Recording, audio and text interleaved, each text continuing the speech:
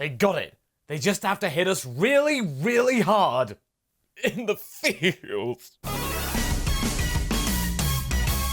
That's right everyone, Dragon Ball Super episode 128 just rolled along and it just rolled over our feelings once again. Noble pride to the end, Vegeta falls. He does indeed fall, and he does indeed go, oh! Oh! Okay, so I made it back in one piece after Trunks messed about with the timeline, but things have still ended up a little bit jigged up a bit. But it all works in favor for you. And why is that? Because finally, after years of trying, One Piece, all of it by the way, is finally available on Verve, today's sponsor.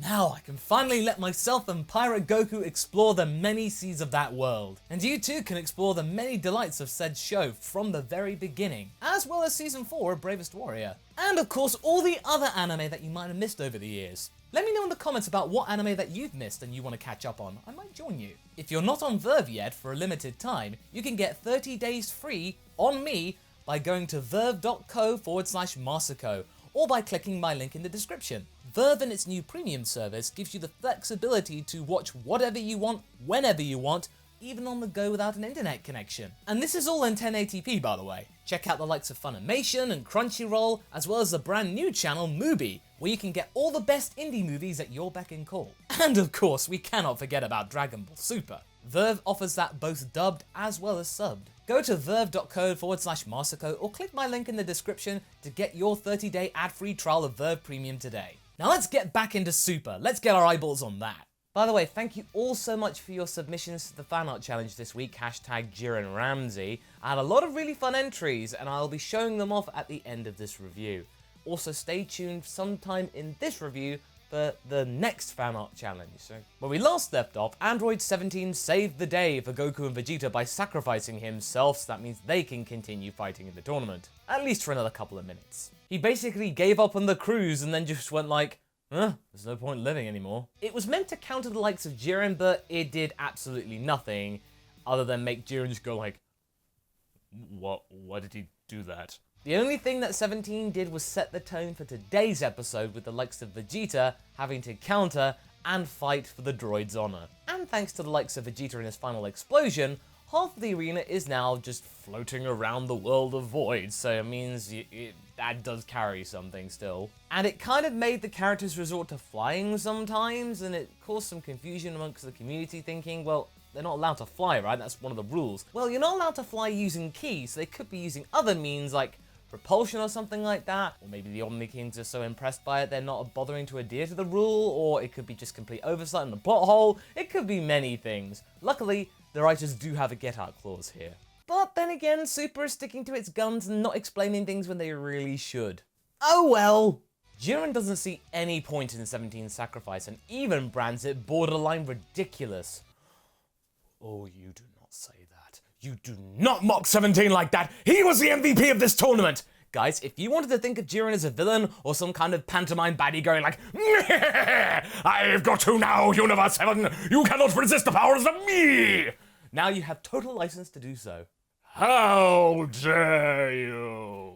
Vegeta will fight for his honor, as well as his own pride and many other things that have been made very clear against his fight with Toppo. He powers up and nothing happens. Now you see, this is what should have happened in the last episode. Vegeta had no more energy to give after the final explosion, so why did he suddenly become Super Vegeta Blue back in that episode? And now he's got nothing. Okay, that wrong has been righted. Eventually, this writer actually seems to know about continuity. So now Vegeta's trying to palm it off by just going, I totally meant to do that. I can punch you inside out without you knowing, Jiren, and I can send you running home to your parents. Oh, that's right, you don't have any. And now that I think about it, judging from your comments and what the community at large has been saying, Jiren's backstory initially, and most of it actually, is basically just the same as Batman's. Jiren then tells Vegeta that he may as well just drop out of the ring in a similar fashion to what Vegeta did with the likes of Roshi earlier on in the arc. But naturally, Vegeta's going to refuse that request, so Jiren naturally has to make an example out of him. He performs an uppercut on the prince, sending him flying and now barely clinging onto the ring. With the combination of the music and the moment just now, it's really becoming emotionally charged, which is very unusual for Super, because it actually knows what to do with all the things it has to offer. It's actually slightly uncomfortable and you feel bad for the prince. What can I say? I'm really invested here. We then begin the emotive flashbacks with the Universe 6 arc coming into play when Vegeta's telling Kaba to not ignore his Saiyan pride, and that maybe one day he will get to meet the King of Sadala. And, you know, that whole thing where we're being constantly teased about a Universe 6 arc that will probably never happen, or at least not happen for a very long time. Damn you, Super! It's then compounded with a flashback from earlier on in the arc where Vegeta promises to use his wish on the Super Dragon Balls to at least revive the Universe 6 Saiyans, or at least the planet Sadala, or at least the people, including the people of Sadala. That thing. This is beginning to turn into a more enhanced flashback for what happened in episode 126. We then cut back even further to episode 2 of Super, with Vegeta's time in the amusement park, and his time with Bulma and Trunks and stuff like that. And now it just goes to show, now that I'm reminded of that shot, I think the prince, no matter what happens, he does enjoy a little bit of ice cream. And then we move forward to the moment when Bra was born? They're really laying the feelings on thick here. And they don't actually have to animate it. Whatever Vegeta was thinking right now, it's enough for him to get back up again, which shocks everyone present, including the likes of Beerus, and that's saying something. That kitty is rarely impressed and there's not a single bit of food in sight. What's going on here? We are getting the same old spiel of never underestimate a Saiyan and all that, but this time it feels different. Whoever wrote this episode is doing a really good job at making us really feel for Vegeta at this point and having his words count for something. That they're not just things to fluff up things and not things we've heard before. It feels fresh again. But it's quite obvious that Vegeta's not really going to be dealing out much more damage, or any at all, because we then get the anime Black Eye, which, if you know, it does not spell anything good for the guy who actually has it. Nonetheless, he keeps trying and Jiren keeps countering with punch after punch after punch, and it all seems really visceral and just really tragic.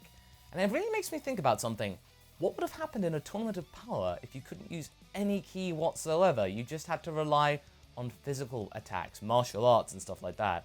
I think that would actually be really special, and I think it would just be like one of the old tournaments from the Dragon Ball days. That could be really interesting. And in fact, it's my idea for today's fan art challenge. Now that we've seen how Vegeta can really throw a punch despite being in a weakened state, send your fan art to me over at my Twitter at MasakoX with the hashtag Vegeta Balboa, and let's see if we can get Vegeta in a way that makes him the true Italian stallion of the Saiyan world. Again, submissions will be shown at the end of next week's review. Good luck! This scene is just so mighty, and I get the feeling that Jiren's holding back somewhat out of respect, because his regular punches, remember? They're enough to obliterate mountains. I think Jiren's just trying to prove a point here. Even when Jiren's telling Vegeta that he cannot win, Vegeta is aware of that, but so long as Universe 7 wins, it doesn't really matter, he still kinda won. I think this is real proof that his character arc is almost complete in this series. I think there's still a little bit to go, but you pretty much get the end point. Jiren has quite clearly had enough of the situation and then actually uses a more normal punch, sending Vegeta flying out of the arena, but bouncing off every single bit of rubble, and each time he hits something, you do go, ooh, ah. Something grabs onto him. You wonder what it is. Is it Goku? Is it Frieza? Is it some other unknown entity or something like that? No, it's a boulder!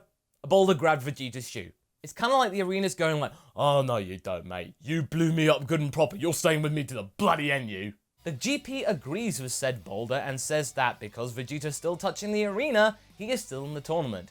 And it now makes me wonder, if you took a little bit of the arena with you if you fell out of the ring, does that mean that so long as you're still touching the fighting stage, you're still in the tournament even though you're in the stands? As Vegeta is literally hanging in there, Bulma, at least internally, is telling Vegeta to snap out of whatever funk he's in and get right back up again. He gets back up again, which once again shocks everybody and just annoys Jiren, who cannot understand why he keeps on getting back up again. It's really cool and emotive and all that, but now at this point it just feels a little bit drawn out. But you don't need to worry about being bored, because we go back to episode 96 with Bulma's farewell, and judging from the context of Hiromi Suru and her passing, you kinda get the feeling that, oh, dang it, you pulled me right back in again. Vegeta then charges a final flash which does nothing against Jiren other than proving a point that Vegeta will fight until the very end. You've done us proud, Jeets. At last, Jiren finally acknowledges the great pride of the Saiyan before finally knocking him out of the tournament. In one last act of defiance, Vegeta gives what remains of his useful energy to Goku in order to get him back in the game.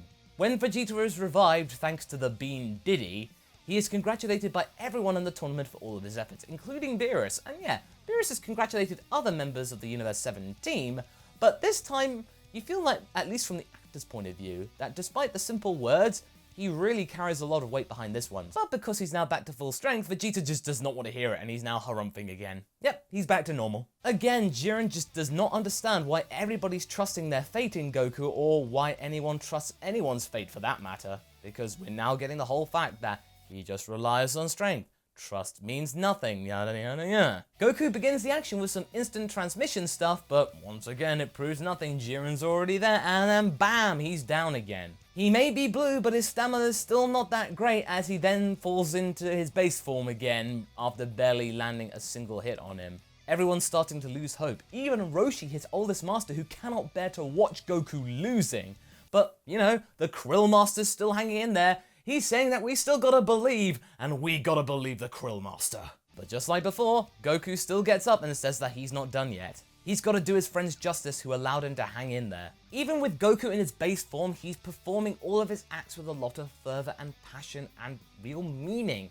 Even though we know he's vastly underpowered against Jiren, he's still giving it a go, but it all falls apart when he's being wailed on by Jiren, whose patience is wearing thin. The other gods of destruction are hovering around like buzzers because they can sense that the thing is entirely over. But once again, remember, this is the classic anime trope of assuming things before they actually happen. We all know how that goes. Vegeta's shout of his Saiyan name triggers more flashbacks inside Goku's mind. All the fallen members of Team Universe 7 call out to him, and then he is recharged. He is born as Ultra Instinct for the 3rd time. He then slams Jiren in the stomach. Oh, it looks like he's mastered it. Not only can he defend, but he can also attack strongly. It seems like he's about to master this form, and it gets his team psyched up again. And it's also got those doubting gods of destruction actually marveling with Goku's power, saying that, wow, he's really cool. All with 2 minutes to go, you feel like it's going to be a big one. All in all, this episode was a narrative triumph. Despite the fact that not really much happened in this episode, a lot of things did happen, if you know what I mean. The things that we actually saw could be amplified 10, 20, 30 times in terms of the significance that it was conveyed thanks to the writing. The writing was really good. The animation was good too. Together, they performed an episode which was, you could actually say, borderline excellent. Vegeta's send-off here actually meant more than his Super Vegeta Blue transformation. We all felt that that was a bit underwhelming. This more than makes up for it. It was akin to Roshi's moment earlier on in the arc, only even more pronounced. If we can get more moments like this with the remaining time that Super has on TV, I think we're going to be in for a very spectacular finale. We need to have Super end on a high, and so far, so good. But anyway, that was my review for Dragon Ball Super episode 128. Tune in next time for my review of episode 129 in 2 weeks' time, because we are going to be taking a break. Until next time, guys, be sure to like and subscribe. Catch you later, and on with the fan art!